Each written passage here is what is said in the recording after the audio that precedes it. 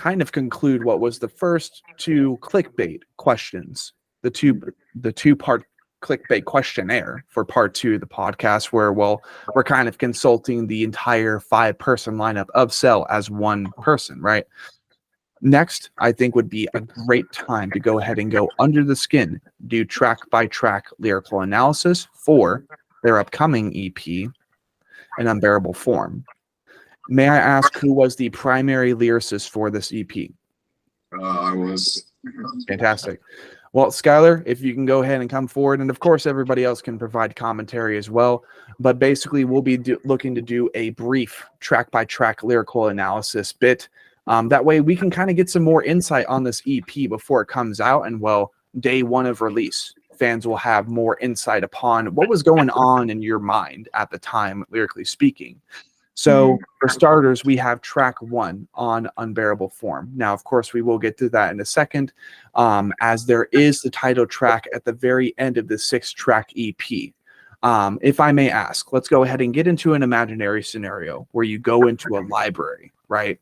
You're not in a band, right? You're just going to a library to read a book, and you see, the album cover, the EP cover entwined on the hard case, right, of a book. You're like, okay, this looks weird. There's not even really a title, but at the bottom it says An Unbearable Form or something like that, and it has the Cell logo in the very bottom right corner, maybe like super, super small so you can barely see it, but it's still there for branding purposes.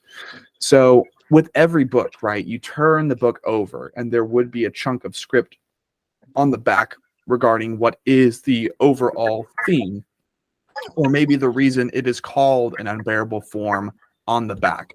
If you could provide me a small excerpt, a summary of what that text would say on the back of the book. I mean, it would probably just be for Clancy. The whole entire record was based around just like my dad passing away and the emotions that I kind of like leveled and went through through that time in my life. So yeah, I would strictly probably just say for Clancy. Fair enough. Okay. So quote for Clancy. All right. For Clancy. This book seems pretty interesting. So we open it up, and chapter 1, more or less, would be, quote, "The heavens hear nothing." Oh, that build up.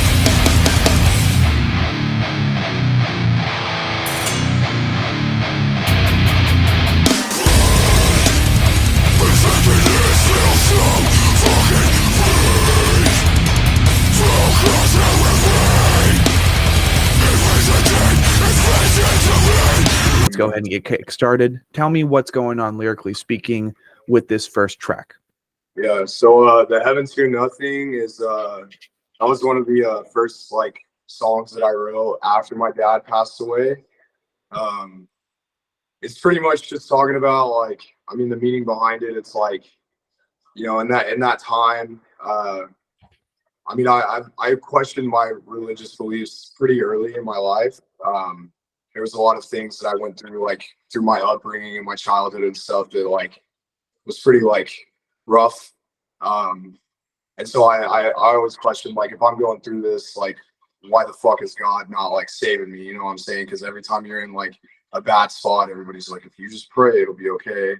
And for me personally, I tried that and it didn't work for me. And I grew up in a Southern Baptist household. So I was at church every Sunday when I was a kid and stuff like that. But that song is just talking about the loneliness setting in of my dad passing away, and I'm clawing at the fucking sky to try and get an answer, and there's nothing fucking happening. There's nothing, you know what I'm saying? So, you're kind of screaming out to the heavens in vain, for heaven hears nothing. And if there is a God, then he most likely doesn't care. Something kind of bold and emotionally charged in the moment, as we have all been in that type of moment. Yeah, for sure. Me personally, religiously, I'm Ossetcher primarily. So I regard all religions like sports teams. And I'm like, okay, there are all these religions, and I'm not exactly going to bash people for believing in them. I'm not going to denounce them, because most likely all of the gods we understood at one point were actually just aliens, and they were depicted in correlation with the people of the region, of that region in the world, right? So like Norse gods, well, they drew them like Vikings because they're like, well, we want Viking gods. Or Hindu, right? They colored and made visual their gods as Indian people, right? Same thing with God. And I mean, of course, me personally growing up, being raised Christian, but a very hollow version of Christian, where we very seldomly went to church, and really my father would condemn those who he did not prefer in his immediate life. Basically, that eventually transpired into, well, if God's the same way, then, well, quite literally, I have the same relationship that I do with my own father that God had with Lucifer. The moment that things went wrong, it's my way or the highway, right? And then Lucifer was cast down from heaven. That's kind of the relationship I have with the Christian God.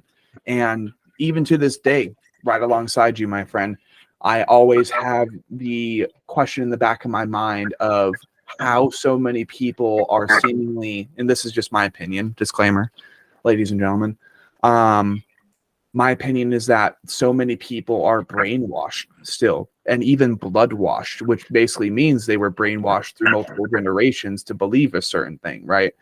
And for me, it's just baffling how many atrocities occur in the name of God, and like people would just easily dismiss it and be like, well, this is the way that the timeline was supposed to transpire, or some shit like that. And it just constantly baffles me. So absolutely, right off the bat, a great start to an EP centered around grief, centered around a very, very personal loss. And I'm sure you had a substantial relationship with your father, as this is an EP concentrated with pain. It's an unbearable form to have experienced that loss in your life already. Like, I know it'll be the same thing for me when I lose my mom, or when I lose anybody from my mom's side, or even my younger siblings. Like, God, like the gods forbid, anything forbids that they pass away before me. It would be an unbearable visual form in my mind to have to take with me and carry with me the rest of my life. So great start. And I like that. I like the implications that this EP has so far. Yeah. Track 2 would be Beneath the Surface.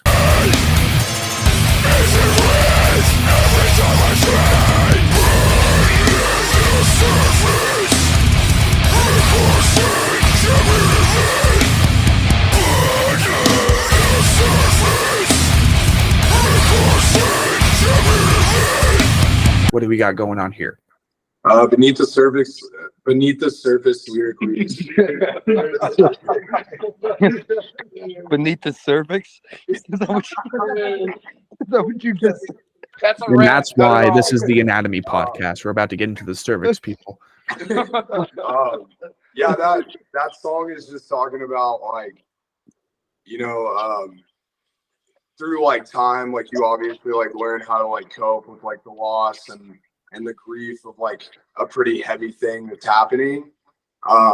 So I'd be at like work, or I'd be with them or with my friends or whatever, and I'm like smiling and like I'm trying to seem happy, but beneath it is just like underneath my skin is just like it's pain, and I'm hurting, and like it's just talking about like getting that shit like no, like you can't really feel like what the fuck I'm feeling, even though I'm like trying to put on a face, you know what I mean, to kind of like keep the day like moving. Yeah. Yeah. I think that's a perfect application really to the philosophy that comes with this song, the ideologies, the mental state that comes with the song as well. We're all trying to push forward, whether it be post loss, post grief, maybe even post financial demise, right? We're all trying to continue pushing forward. But at the end of the day, when you're with yourself, when you're alone with your thoughts at night, and you're preparing to go to bed, you're preparing to restart for the next day, as we human beings have to. We can't exactly just do a week without sleep, especially after something like that. It will actually physically destroy us. Right. We provide the image that we do, that we're still pushing forward, we're still going strong. But sometimes, as much as we all hate to be liars, that's not the truth. Beneath the surface is a lot of pain.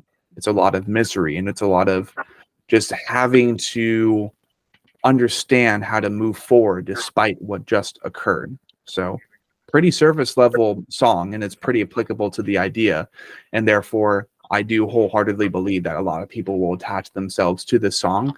And I remember it being a pretty groovy one. I remember it being an ass beater too. I mean, the whole EP is an ass beater, but this one, like you saw me, I was dancing around and shit. Yeah, feeling it. Yeah, that's probably one of my favorite songs aside from Certain Death on the record. Hell yeah. Well, with that being said, we have track 3, Certain Death.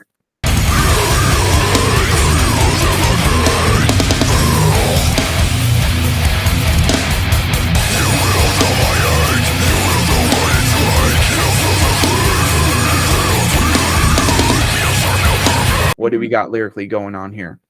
It's talking about just fucking God up, bro.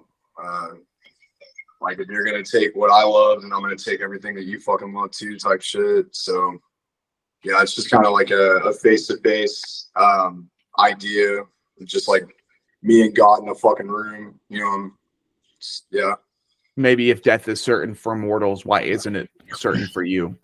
Yeah, it's literally like, I mean, if you read the lyrics, like, it's just like, I'm pretty much just talking about like fucking him up type shit. So I mean, I would love to as well, to be honest. Let's all bring that Kratos energy to the table. Why don't we? Bro, I'm on my Thanos shit, dude. Yeah.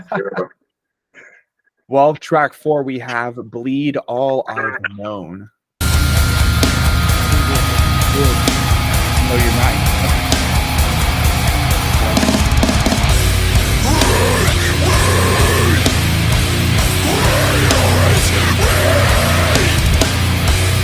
Which is a very, very heavy track title. Like, god damn.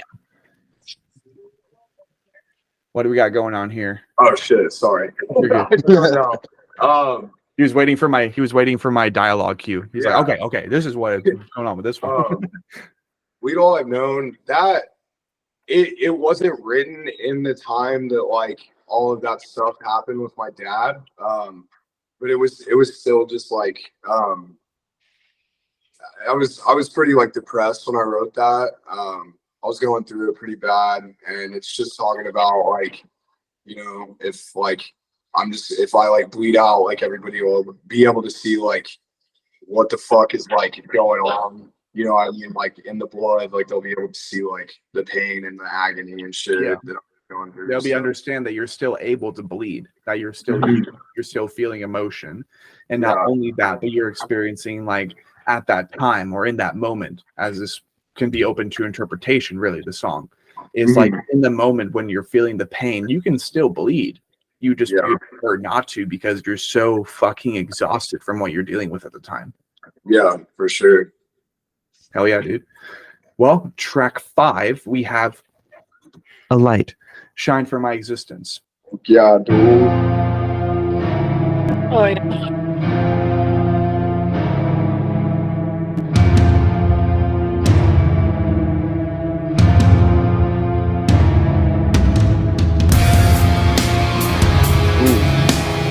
The interlude. Kind of. Feels like an interlude. The breakdown.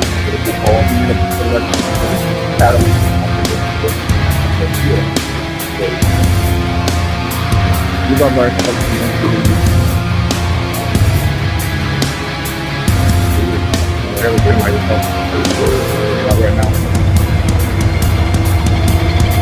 What do we got going on here? There's no lyrics on that song, but that's just right. Yeah, we that track specifically, I think it's like it's a breath of fresh air. It kind of like calms everybody down for a second. When we were coming up with the idea for it, I wanted it to be something like that. Was initially the original idea was going to be a whole clean track that I was going to like sing on. Ooh, okay. Which we ended up obviously not following through with that because I tried singing in some spots and I was like, I don't want to do that. It doesn't sound that good. Right. We may do that on the LP. Who fucking knows? But you had to be an LP. Yeah. Yeah. Like I just when we were talking about it, and we were like, what can we do here?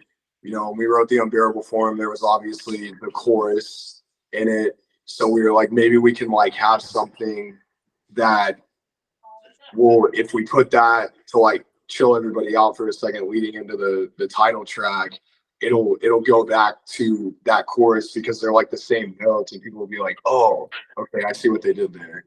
Yeah. Yeah. That's cool. And was there anything visually you were depicting while writing this? Because I mean, even if there aren't any lyrics, there had to have been like some type of creative process to name it "A Light Shine for My Existence." So like, what were you boys picturing while you were writing this interlude, this brief break on the EP? I think it was just really bright in the studio, and that's how I came up with the name. Connor's dog hanging Yeah, Connor's dog was down there hanging out with us. Connor had most of like the play in writing that. Like we all kind of like touched with it, but he was the one who like walked in and was like, "I'm gonna fucking make this." So yeah, when I came up with that title for the interlude, it was just like really bright, and I was tired, and I was like, "I'm just gonna write this." Right. So That's sick. Yeah, I like that because it's honest. It's very authentic and in the moment. It's present during what I can only assume to be the creative process for the rest of the EP. It's like, well, it's really bright in here. You know, maybe like in the moment, you were like, well, it is very bright in here, and you know, shine for my existence. Fuck Yeah. it. But like, you know, you were probably exhausted by this point in the creative process. So you're like, yeah, a light, woo, a light. Yeah, I had been tracking vocals, I think, like for a few hours, probably. I think like before we were working on that, because I remember finishing the day, and that was like the last thing that we did before we all like got food and went to fucking bed. But Yeah, makes sense. yeah, I was just like, we were all like chilled out, calmed down. I had felt some relief because I was in the fucking studio just like yelling for a while. So Yeah. But, yeah. Cool. Well, with that in mind, we have the final track 6 of this wonderful, meaty EP from the Oklahoma local Ass Beaters.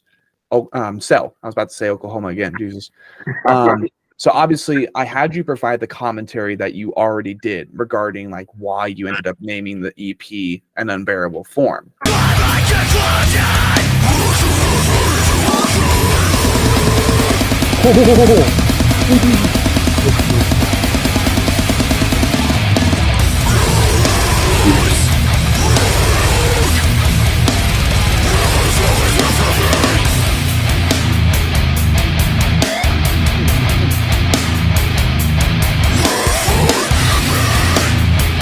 So was there any other commentary you were wanting to provide regarding the lyrical contents per se, or anything else that you didn't mention beforehand for the Unbearable Form?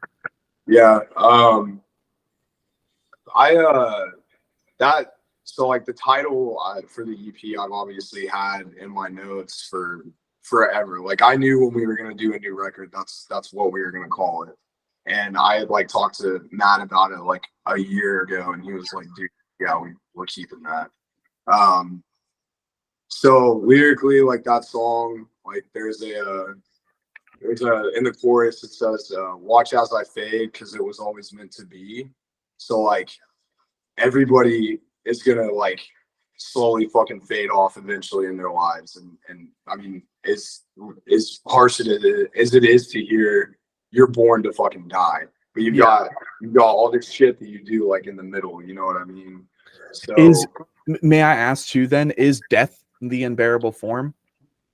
The Unbearable Form, like it's, I mean, yeah, there's like in the artwork, like that's like meant to be just like there's like a face like molded in there, and like they've got like the eyes and shit, but it's pretty much like the idea that I had with that was like all of like my depression and my hurt and like my grief was just like full, like taking over me type shit.